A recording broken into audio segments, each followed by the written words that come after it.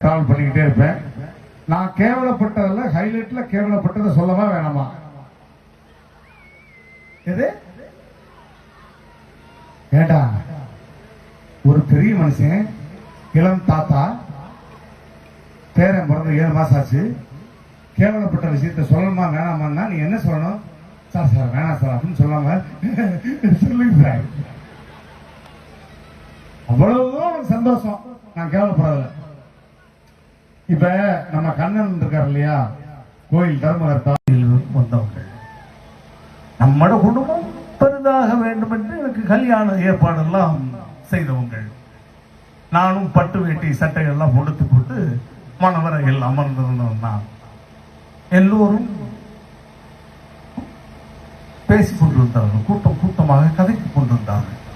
எனக்கு ஒன்று விளங்கையில, எனக்கு கண்ணிலிருந்து தாரை தாரையாக கண்ணீர்.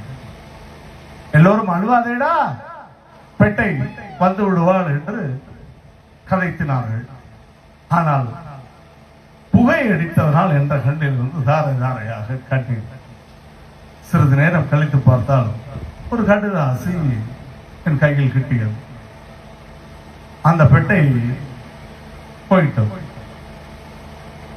அப்பொழுது எல்லோரும் கூட்டம் கூட்டமாக கரைத்துக் கொண்டிருந்தார்கள். அப்பொழுது என்ற அம்மா மயங்கிய நிலையில், அப்பொழுது என்ற கண்ணிலிருந்து தாரை தாரையாக கண்ணீர். அது புகையடித்தில்ல, அம்மாவுக்காக.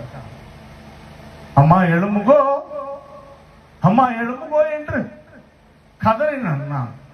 அம்மா எழும்ப இல்ல. கையை பிடித்து பார்த்தால் நாடி இல்லை, எனக்கு நாதியும் இல்லை. தமிழில் அனாதை அனாதை என்று ஒரு வார்த்தை உண்டு. அந்த வார்த்தைக்கு அன்று நான் அர்த்தம் விளங்கிட்டது.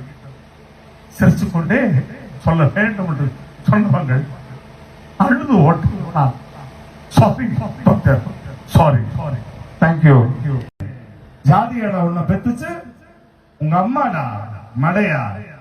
என்னை பொறுத்த வரைக்கும் ஏழைக்கு செருப்பா இருப்பேன், எதிரிக்கு நெருப்பா இருப்பேன். புயல் அடிச்சு பொழைச்சவன் இருக்கான், இந்த பூபதி அடிச்சு பொழைச்சவன் இல்லடா. இடி தரையில விழுந்தா தாங்கலாம், அதுவே உன் தலையில விழுந்தா துளசி வாசம் மாறினாலும் மாறும், இந்த தவசியோட வாக்கு மாறாதுடா.